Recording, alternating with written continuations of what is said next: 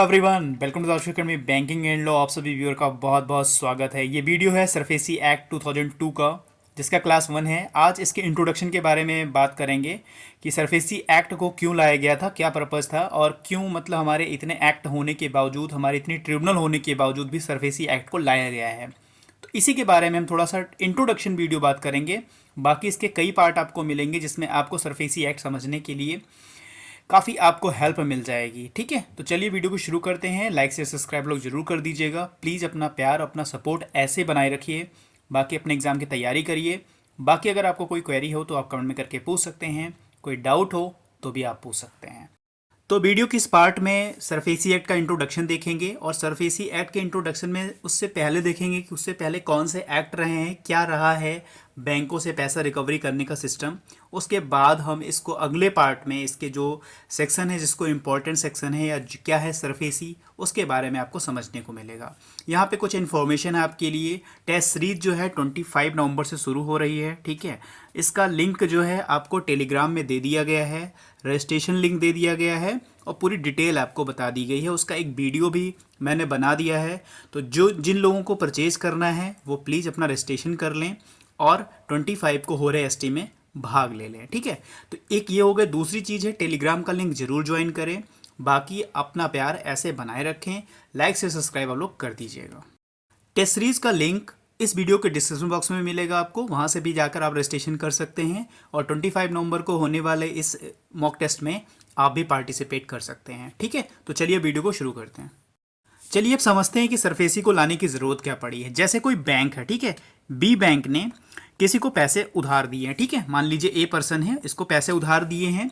उधार क्यों दिए हैं? हो सकता है इनको कोई अपनी ज़रूरत को पूरी करनी हो या इनको कोई बिजनेस करना हो। ठीक है, कुछ भी वर्क हो सकता है, किसी भी एक इंडिविजुअल आदमी को या किसी कंपनी को या कोई भी अपना बिजनेस शुरू करने वाला एक बिजनेसमैन हो, उनको पैसे की ज़रूरत होती है और वहाँ पर बैंक एक होते हैं, एक अच्छा सा रोल निभाते हैं, क्योंकि वो बैंक जो है पैसे को फाइनेंस करते हैं उस पर्सन के लिए जो अपना व्यापार शुरू करने वाला है या उसे अपना कोई काम करना है। ठीक है, कुछ भी अगर उसे पैसे की ज़रूरत है तो कहाँ पर जाएगा? बैंकों के पास जाएगा और वहाँ से पैसा उधार लेगा। तो यहाँ पर आप समझते हैं कि बैंक जो है एक अच्छा रोल निभाते हैं इन सब चीज़ों में, बट बैंक की कोई गलती नहीं होती। बैंक ने पैसे तो आपको दे दिए हैं। ठीक है, अब आपने अपना व्यापार शुरू किया, अगर आपको लॉस हो गया तो चलिए जेन्युइनली है। ठीक है, तो आपने पैसे बैंक को नहीं वापस किए या जो भी प्रॉब्लम हुई आपको, आपने नहीं किए। बट कुछ लोग यहाँ पर जैसे विजय माल्या लोग हैं, ठीक है, और ऐसे बहुत सारे बिजनेसमैन हैं जो बड़े बड़े बिजनेसमैन हैं। छोटे बिजनेसमैन की तो बात ही है। छोटा बिजनेसमैन जो होता है हमेशा पैसा टाइम पर लेता है और पैसा हमेशा टाइम पर वो ड्यूज जितने भी होते हैं उनको चुकाने की पूरी पूरी कोशिश करता है। तो यहाँ पर अक्सर जो बड़े डिफ़ॉल्टर होते हैं, जिनको पैसा देना ही नहीं होता है बैंक का, ठीक है, उनकी रिकवरी कैसे की जाए या उनके लिए कैसे कानून बनाए जाए। तो यहाँ पर इतने बड़े बड़े लोगों के लिए तो कोई कानून ही नहीं है। ठीक है, फिर भी अगर जो बैंक को पैसा रिकवर करना है उनके लिए कोई स्ट्रॉन्ग एक्ट होना चाहिए था। जो जो मतलब इंडियन बैंक के पास, भारत में जो बैंक हैं उनके पास तो कोई इतना स्ट्रॉन्ग एक्ट था ही नहीं कि वो खुद से पैसा रिकवर कर पाएँ। तो यहाँ पर बैंक का रोल क्या था? बैंक एक अच्छा काम जो है कर रही है सोशल में, समाज में, लोगों को पैसे दे रही है कि वो अपना व्यापार करें। अगर किसी को कोई प्रॉब्लम आ रही है तो वो अपना जाके पर्सनल लोन भी ले सकता है। मतलब एक हर तरह की ज़रूरतों को लगभग बैंक पूरा कर रही थी। और बैंक क्यों करती है? क्योंकि बैंक अगर आपको पैसे देगी तो उससे बैंक को इंटरेस्ट मिलेगा, जिससे बैंक भी अपना बिजनेस कर रही है, बिजनेस अपना भी प्रॉफिट कमा रही है। यहाँ तक आप समझ गए हैं कि बैंक का क्या काम है। बैंक आराम से अपना लोन देती है, ठीक है, जिससे उसको इंटरेस्ट मिलेगा और बैंक भी अपना बिजनेस कर पाएगी। बट यहाँ पर क्या हो रहा है? बैंक ने खूब बल्क में पैसे लोगों को बांटे, ठीक है, खूब बिजनेस के लिए बांटे और लोगों ने क्या किया? पैसे को रिटर्न नहीं किया। ठीक है, लोगों ने बैंक को पैसे रिटर्न नहीं किए तो बैंक क्या हो गई? लॉस में हो गई। आप यहाँ समझ रहे होंगे कि जब हमारी बैंकें लॉस में हो जाएंगी तो हमारे देश के हालत कितने बदतर हो जाएंगे। और बैंकों में एक वर्ड होता है ना, एनपीए। एनपीए कितना तेज़ी से बढ़ता है, ठीक है, जिससे बैंक बिल्कुल बर्बाद हो रही हैं। और इतनी ज़्यादा एनपीए होने की वजह से बैंक बिल्कुल बर्बाद हो रहे हैं। ठीक है, यानी उन्होंने लोन दिया है, आपने उनकी पैसे, उनके ड्यूज हैं जो आप वापस नहीं कर रहे हैं। तो इससे क्या हो रहा है? बैंकों में खूब ढेर सारे एनपीए बढ़ रहे थे, बैंकें बर्बाद हो रही थी। भारत का जो इकोनॉमिक सिस्टम था, आर्थिक सिस्टम जो था, वो भी बेकार हो रहा था, क्योंकि भारत के पास कोई एक्ट ही नहीं था। इंडिया के पास बैंकों को, जो बैंकों का पैसा मार्केट में है, लोगों के पास है, उसको रिकवरी के लिए कोई अच्छा सा एक्ट नहीं था जिससे बैंकों का पैसा एक टाइम के अंदर रिकवर किया जा सके।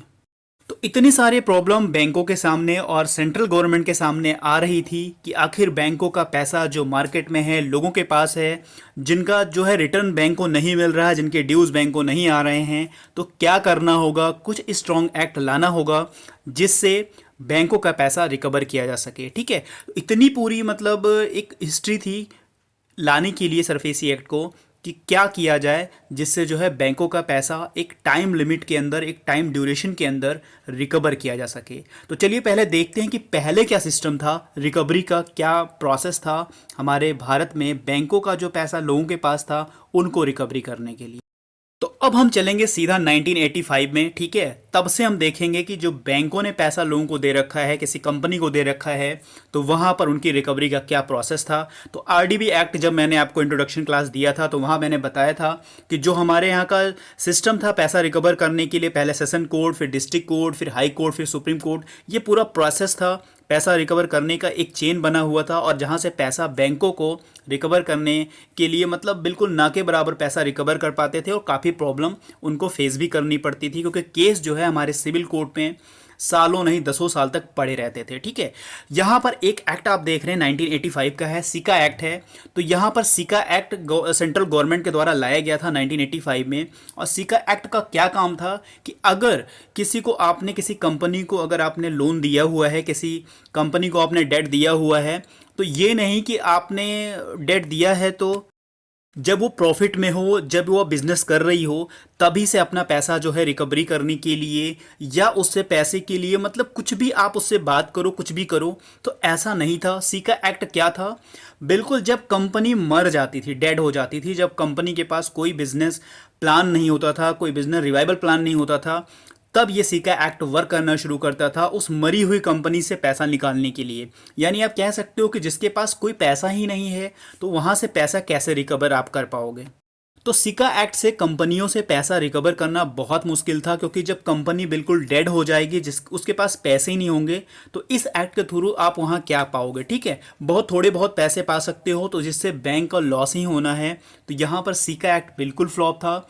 बाकी अगर सिका एक्ट के बारे में आपको जानकारी चाहिए या सिका एक्ट के बारे में आपको क्लास चाहिए तो आप कमेंट में करके ज़रूर बताइएगा। तो सिका एक्ट जो था बिल्कुल फ्लॉप था। यहाँ पैसा मतलब आपको रिकवर नहीं करने को पूरा पूरा मिल पाता था, थोड़ा बहुत आपको पैसा कहीं जब कंपनी बिल्कुल डेड हो जाती थी, उनके पास कोई प्लान नहीं होता था, तो यहाँ से पैसा थोड़ा बहुत आप रिकवर कर पाते थे। लेकिन जितने पैसे आपने दिए थे, ठीक है, एक बोरोवर को, एक कंपनी को, उतने पैसे आपको रिकवर नहीं हो पा रहे थे। इसके बाद 1993 में आरडीबी एक्ट आया था। तो अभी मैं आरडीबी एक्ट की सेकंड क्लास लाने वाला हूँ बहुत जल्द ही। उसमें आप वहाँ समझ पाएंगे कि यहाँ पर आरडीबी एक्ट लाने के बाद भी सरफेसी आया और सरफेसी के बाद आईबीसी भी आया, यानी यहाँ से भी पैसा रिकवर बैंक नहीं कर पा रहे हैं। तो यहाँ पर अनुमान देखें तो लगभग आरडीबी एक्ट से बैंकों का पैसा 8% टू 10% पैसा रिकवर हो पा रहा है। यहाँ से भी बैंक अपना पैसा रिकवर नहीं कर पा रहे हैं। क्यों? क्योंकि 1993 में लाने के बाद यहाँ पर भी एक लिमिटेड डीआरटी और डीआरटी बनाए गए, यहाँ पे बल्क में डीआरटी नहीं है। ठीक है, तो यहाँ पर भी क्या हुआ, फाइलों पे फाइलें चलती गई। वहाँ पे भी जो ट्रिब्यूनल थे 180 डेज में, यानी टोटल 6 मंथ में इनको पूरा जो इनके पास केस आते था उनको ख़त्म करना था। यानी 180 दिन में बैंकों का पैसा रिकवरी करने का पूरा इन लोगों को टाइम लिमिट दिया गया था आरडीबी एक्ट में कि 180 दिन यानी 6 महीने के अंदर पैसा रिकवर हो जाएगा। ऐसा कुछ लाके इस एक्ट को लाया गया था 1993 में। ये भी मतलब बहुत अच्छे से तो वर्क नहीं कर पाया क्योंकि उसके बाद ही सरफेसी को लाया गया था। तो आरडीबी एक्ट में 180 डेज में पैसा रिकवर क्यों नहीं होता? क्योंकि कोर्टें यहाँ पे जो ट्रिब्यूनल हैं वो कम है, यहाँ पे भी फाइलें दिनों दिन बढ़ती गई और यहाँ पे भी क्या हुआ, वही तारीख पे तारीख। डीआरटी ट्रिब्यूनल जो है वो कम होने की वजह से लोगों के केस बढ़ते गए दिनों दिन, क्योंकि डीआरटी तो उतनी है, डीआरटी उतनी ही है, इनमें कोई इंक्रीज नहीं की, इनकी संख्या में थोड़े बहुत बढ़ाए गए, बट जितने बल्क में डीआरटी होने चाहिए उतने नहीं थे। तो यहाँ पर भी क्या हुआ, फाइलों पे फाइलें चलती गई और जो ये टाइम लिमिट था 180 डेज का ये भी बढ़ता गया, 1 साल 2 साल 3 साल ऐसे यहाँ पर भी रिकवरी का प्रोसेस होता रहा। यानी अगर कहें तो यहाँ पर भी लोगों को तारीख पे तारीख मिलने लगी। तो यहाँ पर भी पैसा रिकवरी करने का जो 6 मंथ में था 180 डेज में कि पूरा पैसा आपका रिकवर हो जाएगा, तो ये भी प्लान जो है फेल हो गया क्योंकि यहाँ पर भी लोगों को क्या मिलना शुरू हुआ, तारीख पे तारीख। तो यहाँ पे पैसा अच्छे से रिकवर नहीं हो पा रहा था। तो यहाँ पर आरडीबी एक्ट लाने का जो मेन पर्पस था वो भी फेल हो गया, क्योंकि यहाँ पर भी क्या हुआ, जो टाइम था कि 180 दिन में पैसे रिकवर हो जाएंगे, तो यहाँ पर भी टाइम बहुत ज़्यादा लगने लगा, जिससे यहाँ पर भी रिकवरी बहुत स्लो हो गई।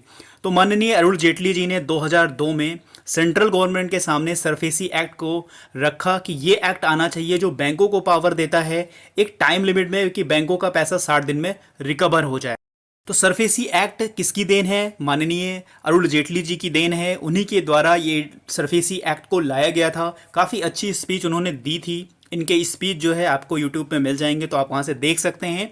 नहीं, अगर आप चाहते हैं उनकी स्पीच सुनना सरफेसी एक्ट को लेकर, काफ़ी मतलब अच्छा स्पीच उन्होंने दिया था। मैं तो कई बार सुनता हूँ, अगर आपको भी सुनना है तो आप बताइएगा, आपको ज़रूर उस स्पीच को, उस वीडियो को मैं ज़रूर आपके सामने लेकर आऊँगा।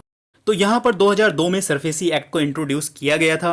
अब सरफेसी एक्ट बैंकों को पावर देता है, काफ़ी स्ट्रॉन्ग पावर देता है कि वो पैसे अपने रिकवर कर सके। तो यहाँ पर हम सरफेसी एक्ट के बारे में अब आगे पूरे सेक्शंस, इसके रूल और इसके बेसिक्स जो हैं वो पूरा हम समझेंगे। तो यहाँ तक आपको समझ में आ गया होगा कि सरफेसी एक्ट को लाने की ज़रूरत क्यों पड़ी थी। उसके बाद भी आईबीसी 2016 लाया गया है, उसमें भी पैसे की रिकवरी के लिए टाइम लिमिट दिया गया है। तो अब हम इसके आगे सरफेसी एक्ट के बारे में, बाकी आईबीसी 2016 का जब मैं वीडियो लॉन्च करूंगा या उसके इंट्रोडक्शन पार्ट को शुरू करूंगा, तो वहां पर भी मैं इसके बारे में बताऊंगा कि आईबीसी को लाने का पर्पस क्या है, क्या आईबीसी सही से वर्क कर रही है, क्या सरफेसी ने अच्छा वर्क किया है, अच्छा काम किया है कि नहीं किया है। तो ये जब सरफेसी हम पढ़ाएंगे तो वहाँ पर आपको पूरी डिटेल बताएंगे, ठीक है। बाकी ये है इंट्रोडक्शन क्लास, बस इसी में है। सरफेसी का अगला पार्ट आपको जल्द मिलेगा। बाकी अगर आपकी कोई क्वेरी हो या आपके कोई डाउट्स हो तो आप ज़रूर पूछ सकते हैं। आई होप ये वीडियो आपको काफ़ी अच्छा लगा होगा। अगर अच्छा लगा है तो वीडियो को लाइक करिएगा, शेयर करिएगा, चैनल पे आए हैं तो चैनल को सब्सक्राइब करिएगा, साथ ही लगा बेल आइकन जरूर प्रेस कर दीजिएगा। तो चलिए मिलते हैं नेक्स्ट वीडियो में। God bless you to all, thank you for watching.